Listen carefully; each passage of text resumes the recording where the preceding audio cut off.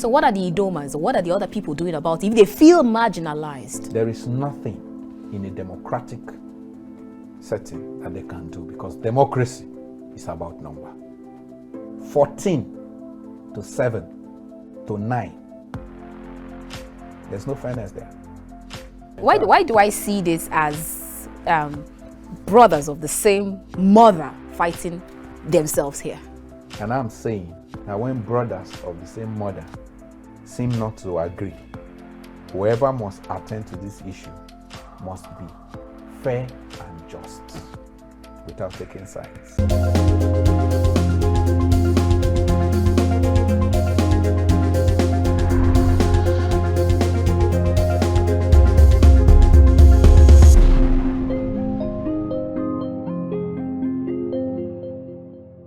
Let's begin this conversation taking a quote from Eduardo Galeno, who is an Algerian journalist, writer, and novelist. He once said, "Most of wars or military coups or invasions are done in the name of democracy against democracy."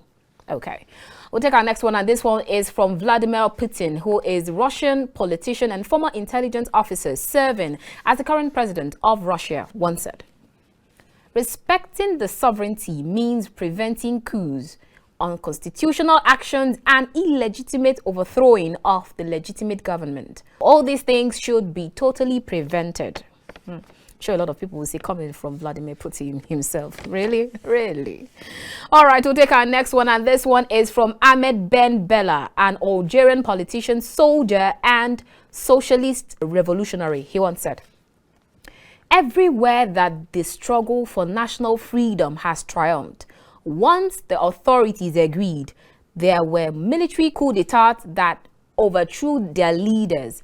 That is the result time and time again." Okay, let's see how this quote relates to what we will be discussing this Tuesday evening. Very warm greetings and welcome to The Conversation. We're reaching you from Kaftan's television studio here in the nation's capital, Abuja. I am Annabelle Oji. President Bola Ahmed Tinubu has appointed Jim Obazi as special investigator to probe the activities of the Central Bank of Nigeria and other related entities. In a letter dated 28 July, Mr. Tinubu said the appointment of Mr. Obazi, relying on the fundamental objectives set forth in Section 15, subsection 5 of the Nigerian Constitution, was in furtherance of his administration's anti-corruption fight. The appointment is with immediate effect, and Mr. Obazi is to report directly to the President. According to the letter signed by the President, the full terms of Mr. Obazi's engagement as a special investigator will be communicated to him in due course. Mr. Obazi was the Chief Executive Officer of the Financial Reporting Council of Nigeria, FRCN, before he was fired in 2017. Now, you recall also the DSS or the SSS is prosecuting the suspended Central Bank Governor Godwin Emefiele for possession of an unregistered firearm, and the Federal High Court in Abuja granted him bail last week. Now, on the foreign scene, Niger's ousted president has been seen for the first time since the military detained him in a coup last week. Mohamed Bazoum met Chad's leader Mohamed Idris Deby Itno in Niger's capital, Niamey. Mr. Deby, who also met the coup leaders, is spearheading mediation efforts after West African leaders gave Niger's military 7 days to give up power. The junta accused the Ulster government of authorizing France to carry out an attack to try to free Mr. Bazoum.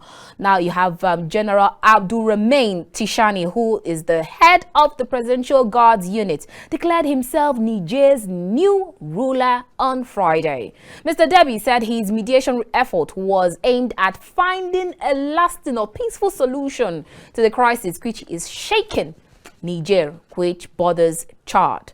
Mr. Deby was himself put in power by the army after his father was killed fighting rebel forces in 2021. He was sent to Niger by leaders of the West African Regional Bloc, ECOWAS. On Sunday, they gave the junta a week to reinstate the elected president, who has been confined to the presidential palace in Niamey. The statement reads, and quote, "The regional bloc would take all measures necessary to restore constitutional order. If its demands were not met, Such measures may include the use of force. The junta has not commented on the demands, but it has vowed to defend Niger from any aggression by regional or Western powers. It has also accused former colonial power France of planning military intervention. Now, on Monday, Colonel Amado Abdulrahman, one of the coup leaders, said that the toppled government had authorized France, Niger's former colonial power, to attack the presidential palace just to free Mr. Bazoum. Now, these and many more tops our discussion or our conversation for tonight. And I've got two guests, but we'll start with Comrade Obande Gideon Obande, President of Idoma Youth Wing in Benue State. He's joining us here in the studio. And then later, we'll be talking to Kola Alakweni, international human rights lawyer, as he joined us virtually from Los Angeles, USA. Ladies and gentlemen, grab a cup of water or your freshly made juice and let's have this conversation. But I will see you after this time out. Do join us again.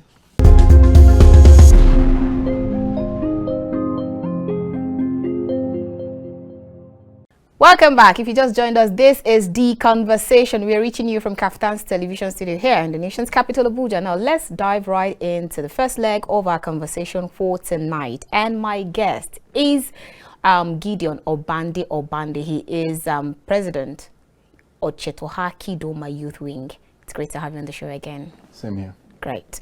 All right, now let's go straight to our conversation for tonight. We have so many things we're going to talk about, but let's start with the Godwin Emefiele's arrest, his continuous, some people call it carceration, some people just call it keeping or detention or arrest, whichever name they decide to call it. And then we saw that show of shame that happened during in the court between the DSS and the the correctional service.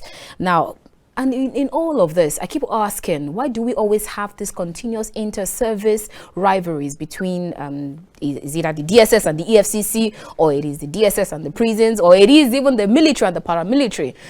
What are your thoughts on this? That's one on the side. Two questions, and I'd like you to take them in one breath. So that's one on the side, and then secondly, if you're asked, or if you have to look at the fact that if you're talking about who is supposed to prosecute anyone in terms of possession of unlicensed arms, it should be the police. So why do you have either the DSS or the SSS taking up that jurisdiction? All right. I will first start by saying that Emefiele's arrest was no shock to Nigerians. To me, as one of the people who were watching the game play out, it was no shock to me. And I know that to Emefiele himself, it was nothing of surprise. He had expected it. He saw it coming, okay? Considering his role, considering his decisions, before the elections and all of that, you'd expect that anybody who feels that his decisions were targeted at him, will come for him, okay? But as I will always say, in civilized climes, it's nothing strange that when government changes, people who held public offices are being called in for questioning, or being investigated to see whether there was an abuse or not. It's normal, It only becomes abnormal when the interest is overbearing. And that is what we could see in the case of a Godwin Emefiele. So are you saying that it's some kind of political vendetta? I wouldn't say that 100% there is a vendetta, but I could say that on a ratio of 1 to 10, I can say 7 plus 1 to 7 is a vendetta. Yes, I can say that. 7 is well, I don't. It is what it is. I didn't say it's 100%. Okay. But it's obvious. Okay. Why do I say it's obvious? Look at the interplay between the DSS, the correctional service, who keeps custody of who.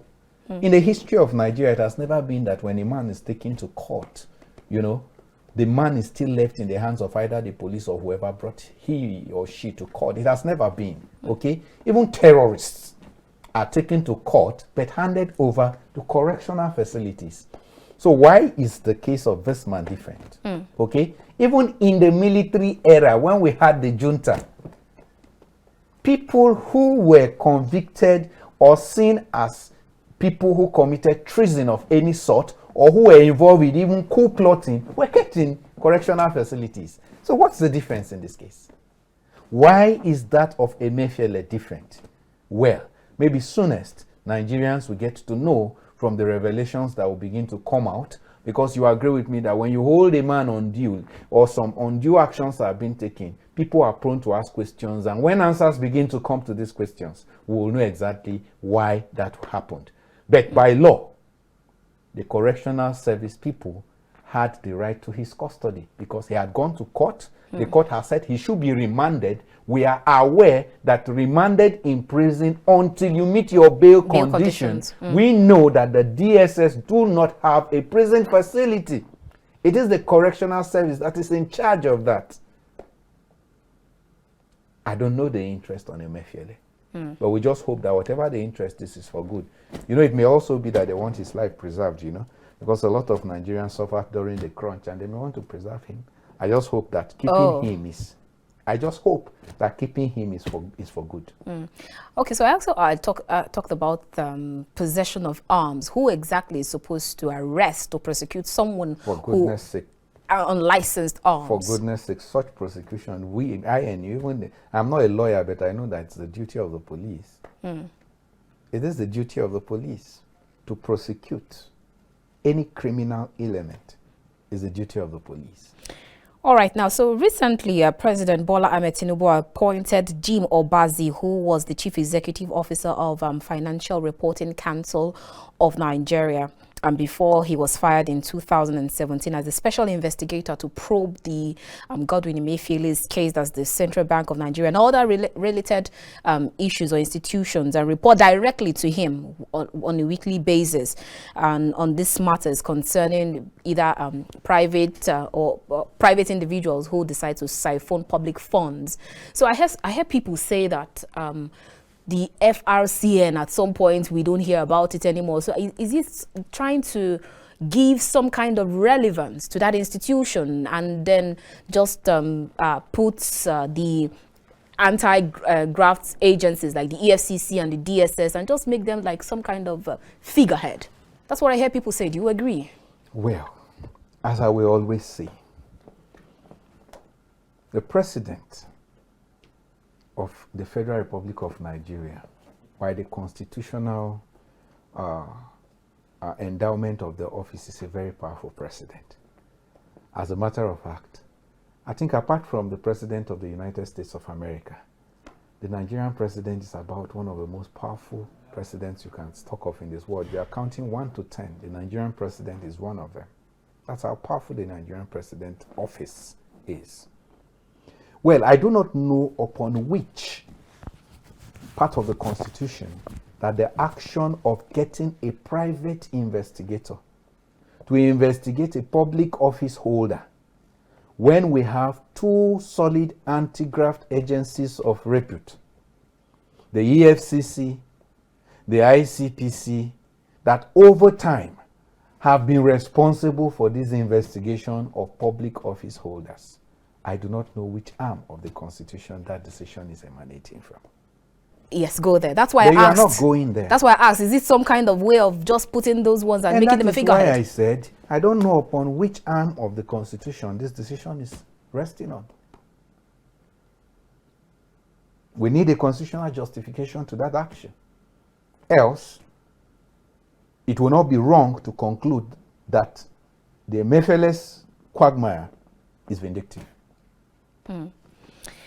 Interesting. All right, let's take other stories or other issues. We saw a few days ago, I think it was last weekend, where the National Assembly came up with one video and then they said, let the poor Nigerians breathe. And then that video have caused a lot of hue and cry, reactions coming from a lot of people with that regard. What are your thoughts when you first of all saw that video?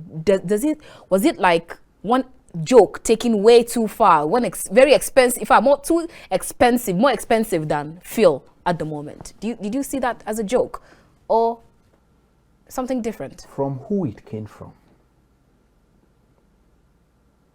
the context of the discourse before it came, gives me a cause to worry. The only joy I have is that the institution of the National Assembly recognizes the fact that Nigerians are poor. The question is, we hope the 10th Assembly will do something to elevate them from poverty and not plunge them more into poverty, or support any system to plunge them more into poverty. That's our interest right now. But from who it came from? What's the problem with who it came from? I think that for a man who mans such public office, there should be better ways to express this. But the president also said, don't suffocate the poor Nigerians, let them breathe. So why is it different? Don't suffocate the poor Nigerians, let them breathe. Let the poor breathe. One is a statement seen from a genuine perspective. So the other is sarcastic. Why do you see that sarcastic though? When in a serious discussion, you simply dismiss, let the poor breathe, it's sarcasm. It is sarcasm. But when in a statement of fact and in an attempt to express yourself, you say, let the poor Nigerians breathe, then we can say it's genuinity. But what I don't know is how genuine the statement, the former is, comparatively with the latter, that I wouldn't be able to say. All right, so let's move to other stories, and then this time we'll touch on the ongoing ministerial nomination, and then we've seen how former governor of Rivers State, Nyesom Wike, has been screened, and even the National Assembly members, they said they don't really have too many questions to ask him, and then you just begin to wonder why. It looks like Wike is really the Wike, like some people said on social media. What are your thoughts with regards to the ministerial nominations? I tell you this, the Rivers governor may have his ugly side, okay? But as a former governor, as a minister that have been screened by the same Senate previously, what do you expect? He should take a bow and leave, because the Senate is an institution. That institution has certified him before that he's qualified for the job of a minister. Even though he's not the same person, though. The Senate is an institution. It is not about the people sitting. It's about the institution called the Senate. And until we begin to institutionalize this country, we won't move. Our problem is the fact that when a man comes in as governor or as president, he forgets that the office of the president is an institution that should be guarded, and begins to live a personal life in the office. That's always been our problem. But I think you give it to the National Assembly. They have always looked at themselves from that institutional dimension. And then for a Wike, of course, what do you expect? They say Wike is Wike. Oh yes, he played all his cards. And, well, it played out for him well, and he's there. I want to salute the president for some of the decisions he made. 3 young people under 40, strategic, wonderful. Well, they said this is a batch A kind of list. So we expect that we'll see more young people, wonderful. But we're also bothered about some decisions. Why do I say? Some states where some ministerial decisions were made from had their internal complications that should have been given note. For instance, Benue State. Okay. The SGF, wonderfully, is from Benue State. Okay. So I look at it as unbalanced for you to still pick the minister from the same zone where you picked the SGF. Why do you have an issue with that? Yes, because democracy says there should be fairness, there should be equity, there should be distribution. Everybody should be included. Okay? So if only one segment has everything, then there's no fairness there. Is that everything? If you have just in the SGF and you also have in the ministerial? And then just the SGF and the ministerial is all that went to the state, then it's everything. But I thought at some point you agreed. We've had this conversation before, and then you agreed to competence. So why are we talking about region? Just like I said, that in every region, if you remember, I said every region have competent people. You remember I said that? I said every region, every tribe, every ethnic nationality have competent people. It is a question of you asking for these competent people. And they'll give you. If the current one was nominated, I can beat you to say, if the Idoma people were asked, they would have also brought a competent person. Okay? You can't take it away from the fact that a people that occupy as much as 7 local government areas in a state won't have competent people. A people that have produced 2 Senate presidents of the Federal Republic of Nigeria will have competent people. But in this case, that's not what we're seeing. The SGF was given to my 2 brothers. Again, the minister has gone to my 2 brothers. So let me understand you. Is the issue that it went to Benue State, or it went to the thieves and not the Idomas? The Benue people automatically have a slot by the federal character representation. Every state is entitled to at least 1, okay? Yes. So, when an office as big as the SGF has gone to a place, okay, the same place in the same party has the governor. The same place in the same party has the speaker. Giving the minister to the same place is a direct way of saying that all others don't matter. But this issue has been a long time coming, even with regards to who becomes the governor of the state. It takes a man to make the difference. President Bola Ahmed Tinubu had the opportunity to strike a balance, and he just failed to do so. But if he was supposed to strike the balance, how about the governorship elections? How come he still went back to that same state that you've been complaining about? My point is, if by election, okay, because democracy is about numbers, if by election a particular population, a particular ethnic nationality is suppressed, by appointment, they should not be suppressed. That is where the will to balance comes in. So what are the Idomas, or what are the other people doing about it if they feel marginalized? There is nothing in a democratic setting that they can do, because democracy is about number. 14 to 7 to 9. There's no fairness there. We have our Igede brothers who are part of the Idoma nation. They have 2 LGAs. Added to the Idoma, that's 9. 14 against 9. There's no equity there. So fair enough. You can say Benue gave you the highest vote. Fair enough. You can say the highest votes you got came from the 14. Wonderful. They've been rewarded with the office of the SGF by appointment. It is just fair to reward the other segment with the office of the minister to balance it. But in this case, the office of the minister went there. The nomination from North Central on the commission, Northeast Commission that was sent to the National Assembly, the North Central representative on the commission, the slot was given to Benue. How about the National Assembly? The nominee came from there. How about in the National Assembly also? You don't have the same person. It's not a different region. No. The National Assembly. In the National Assembly, it is normal that every state have 3 senators. Okay? So it's about senatorial zones. We have our senatorial zone. And of course, our ethnic speaking person is there. And our brothers have 2 senatorial zones. Of course, 2 of their sons are also there. The National Assembly case is a different case. So why do I see this as brothers of the same mother fighting themselves here? And I'm saying that when brothers of the same mother seem not to agree, whoever must attend to this issue must be fair and just without taking sides. Right now, we see this as taking sides.